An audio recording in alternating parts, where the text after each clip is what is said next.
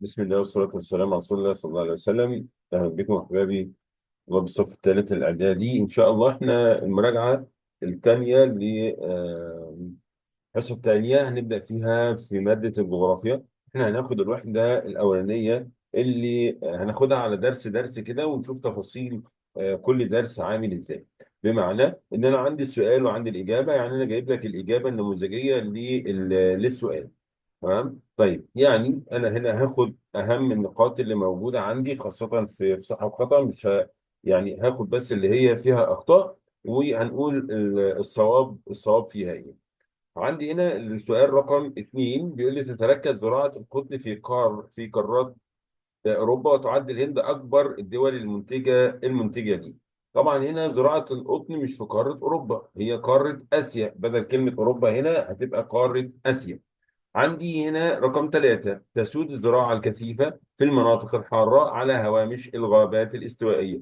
تاني، تسود الزراعة الكثيفة في المناطق الحارة على هوامش الغابات الاستوائية. طبعا السؤال ده غلط، خلي بالي هنا ان هو جايب لي كلمة تصويب. مع التصويب يعني ايه؟ مع التصويب يعني حضرتك في درجة على العلامة وفي درجة على التصحيح. فالتصويب هنا بدل الزراعة الكثيفة هقول له لا، دي الزراعة البدائية، الزراعة البدائية. طيب، عندي سؤال رقم 5 يزرع قصب السكر في معظم قارات العالم ما عدا قارة أمريكا الجنوبية. هي طبعا مش أمريكا الجنوبية، أمريكا الجنوبية هنا خطأ، إنما الصواب بتاعها هي قارة أوروبا. رقم 6 تعتمد أوروبا على القصب في إنتاج السكر. لا، هو هنا السؤال غلط، مش إنتاج القصب، ده احنا لسه قايلين قبليها إن قصب السكر لا يزرع في أوروبا، فإنما أوروبا هنا بيزرع فيها البنجر، بيزرع فيها البنجر.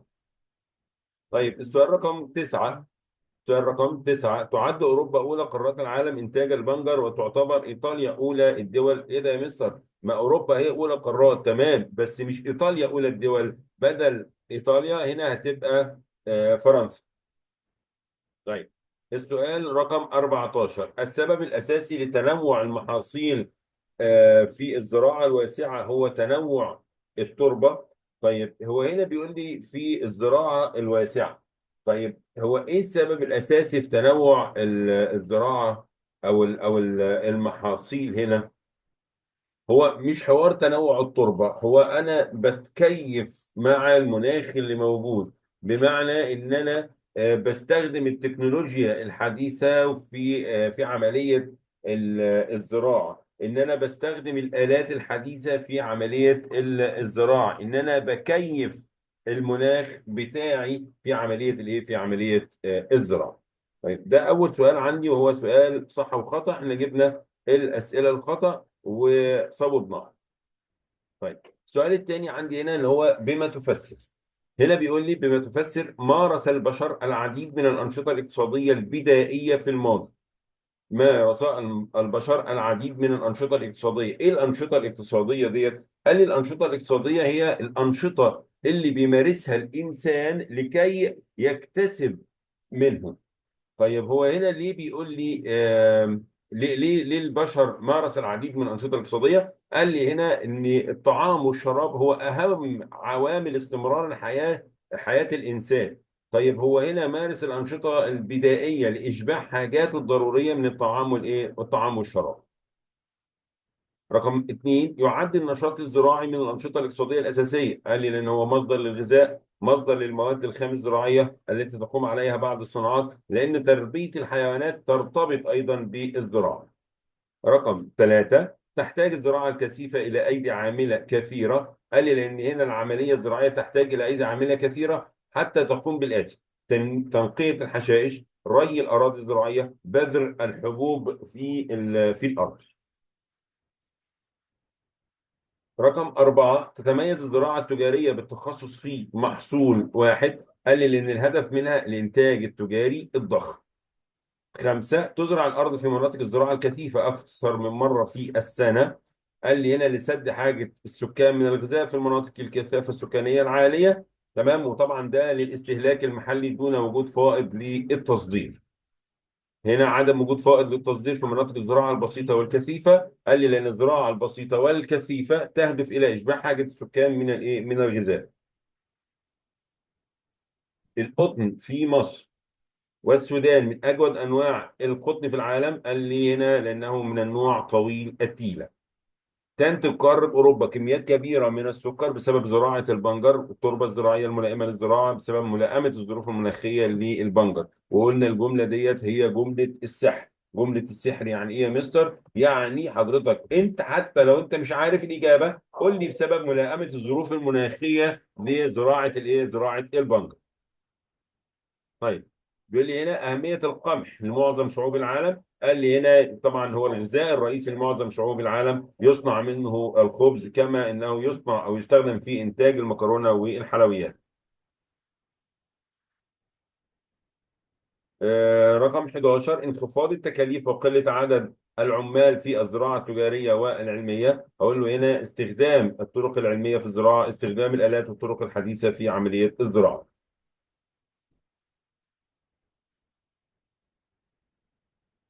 تعرف الزراعة التجارية العلمية بنظام الزراعة الواسعة. قال لي هنا الهدف الإنتاج التجاري الضخم، التخصص في محصول واحد بسبب اتساع الأراضي. تجود زراعة قصب السكر في البرازيل هنا بسبب توفر اللي هي شروط زراعته. تمام، حرارة مرتفعة ومياه ومياه وفيرة. طيب، عندي هنا اكتب ما تشير إليه العبارة. هنا بيقول لي زراعة يقوم بها عدد قليل من الناس على هوامش الغابات الاستوائية وبعد مناطق السافانا. ديت زراعة بدائية أو بسيطة. زراعة يعمل بها عدد قليل من السكان في المناطق الحارة المعزولة. الزراعة أيضا بدائية بسيطة. زراعة الأرض بشكل مكثف ولا أكثر من مرة زراعة كثيف. طب إيه الزراعة التجارية اللي تعرف بنظام الزراعة الواسعة وتهدف للإنتاج التجاري الضخم؟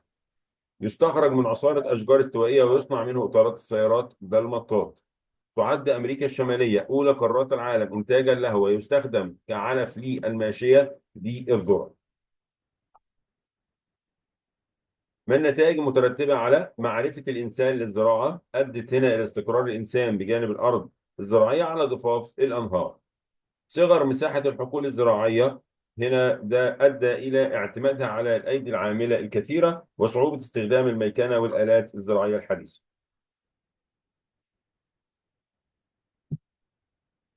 استخدام الطرق العلمية والآلات في الزراعة التجارية هنا أدى إلى الإنتاج التجاري الضخم، قلة الأيدي العاملة وقلة التكاليف. استخراج المطاط من عصارة أشجار استوائية، أصبح المطاط مادة خام زراعية ويستخدم أيضا في صناعة إطارات السيارات والطائرات والصناعات الأخرى. طيب، لو قال لي تعدد العمليات التي تتم في الزراعة الكثيفة من تنقية وبذر البذور والري أدى إلى أن هي احتياج الزراعة إلى أيدي عاملة كثيرة.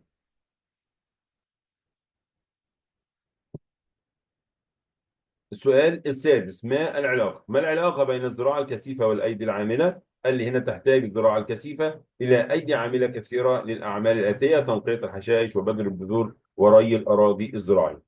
إجابة تانية، قال لي لأن الزراعة الكثيفة تعتمد على الأيدي العاملة الكثيرة بسبب صعوبة استخدام الآلات. عندي هنا طبعا أسئلة اللي هو اختيار. تمام. طيب، السؤال الثامن، ماذا يحدث؟ ماذا يحدث ده هو عايز لي ان انا اجاوب السؤال ده اكنه ما النتائج واعكس الاجابه. تمام. فبيقول لي هنا ماذا يحدث اذا تحولت مصر من نظام الزراعه الكثيفه الى نظام الزراعه التجاريه والعلميه. تمام. طيب، معنى كده ان ايه؟ ان مصر عندها زراعه كثيفه ما عندهاش زراعه تجاريه وعلميه. طيب، هنا لو تحولت مصر من الزراعه الكثيفه دي للزراعه التجاريه والعلميه، قال لي عدم استيراد المحاصيل الزراعية من الخارج، تقوم بتصدير الإنتاج، تستطيع مصر إنتاج ما يكفيها من المحاصيل، انخفاض التكلفة. تمام. طيب، بيقول لي هنا أيهما أفضل ولماذا؟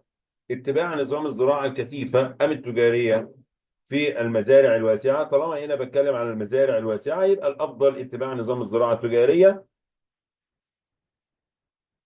لأن الزراعة لأن الزراعة المساحة الواسعة بتمكن من استخدام الآلات الزراعية الحديثة في الزراعة، إن هي بتتمكن أيضا في تخصص في محصول واحد في السنة.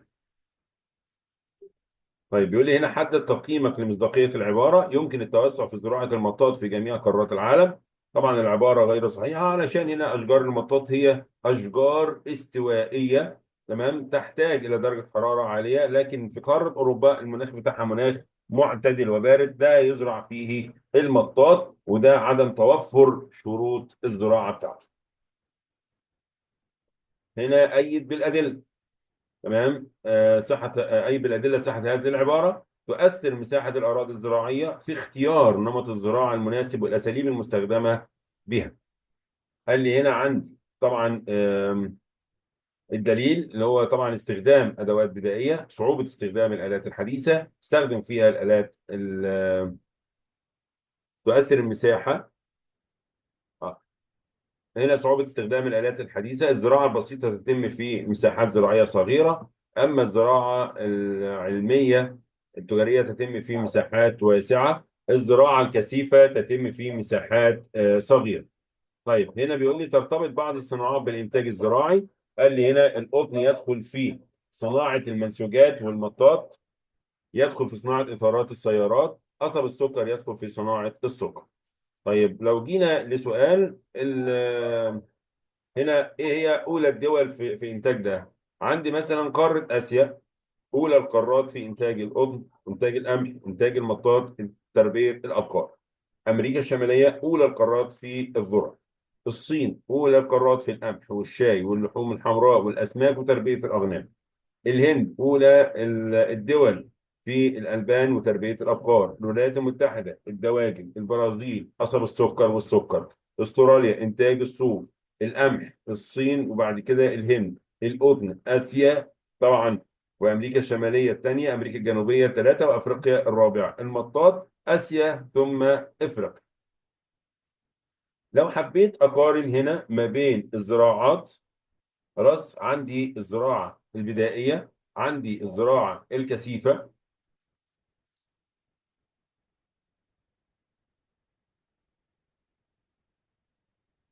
هنا لو جيت على الزراعة البدائية، هقول له هنا تتم في مناطق صغيرة ومعزولة، توفر احتياجات السكان من الغذاء ولا يوجد فائض للتصدير، عدد قليل من السكان، تستخدم فيها أدوات بدائية بسيطة، تتم هذه الزراعة في المناطق الحارة على هوامش الغابات الاستوائية وبعض مناطق حشائش السافانا. من أهم المحاصيل اللي موجودة فيها اليام والذرة والموز والكسافة. الزراعة الكثيفة قال لي زراعة الأرض بشكل مكثف أكثر من مرة في السنة، استهلاك محلي فقط، تحتاج إلى أيدي عاملة وفيرة بسبب كثرة العمليات اللي فيها بذر البذور والري وتنقية الحشائش، صعوبة استخدام الآلات بسبب ضيق مساحة الحقول الزراعية في المناطق الحارة والمعتدلة، بتحتاج الكثافة اللي هي كثافة سكانية. أهم المحاصيل القمح والرز والقطن. أما الزراعة الواسعة فهي تتخصص في محصول واحد بالهدف منها إنتاج التجاري الضخم. الأيدي العاملة طبعا قليلة، وده بيؤدي إلى قلة التكاليف. الآلات بنستخدم فيها الآلات الحديثة والطرق العلمية بسبب إن المزارع نفسها واسعة. مناطق الزراعة عندي الولايات المتحدة الأمريكية في مناطق زراعة القمح ونطاق القطن. عندي جنوب شرق آسيا مزارع المطاط والشاي. عندي في أوروبا اللي هي طبعا مناطق زراعة القمح. أهم المحاصيل القمح والمطاط والشاي. طب لو جينا لمقارنات تانية زي قصب السكر وبنجر السكر، هقول له هنا إن قصب السكر هو المحصول الأساسي لإنتاج السكر، بيحتاج درجة حرارة عالية وكمية مياه وفيرة، يتم في المناطق المدارية، فمعنى كده ان هو موجود في معظم قارات العالم ما عدا قارة اوروبا بسبب وقوعها في المنطقة المعتدلة. اما بنجر السكر فهو تاني محصول في انتاج السكر، درجة حرارة معتدلة، تربة زراعية ملائمة، اولى القارات اوروبا، اولى الدول فرنسا. طب لو جينا قارنا ما بين القمح والذرة، القمح هو الغذاء الرئيسي بالنسبة للإنسان، يصنع منه الخبز والمكرونة والحلويات. أولى القارات آسيا، واولى الدول الصين. عندي الذره من الحبوب الغذائيه المهمه، بيستخدم كعلف للماشيه. اولى القارات امريكا الشماليه، واولى الدول الولايات المتحده الامريكيه، ويستخدم فيها كعلف للماشيه. اما المطاط فلاقي هنا ان المطاط الطبيعي ده بيدخل في صناعات كثيره جدا، منها اطارات السيارات. طبعا بيزرع في ظروف زراعته مناخ استوائي. اولى القارات طبعا قاره اسيا، واولى الدول تايلاند. طيب بالنسبة للشاي، قال لي هو مشروب أساسي بالنسبة للإنسان. بيحتاج تربة خصبة خفيفة، مناخ حار، هواء رطب، مطر غزير. ألاقيه في قارة آسيا، ولكن المرة دي في الصين، هي أكبر دول العالم في إنتاجه. بكده ده الإيه، الدرس الأولاني ده كده مراجعة على الدرس الأولاني بشكل سريع.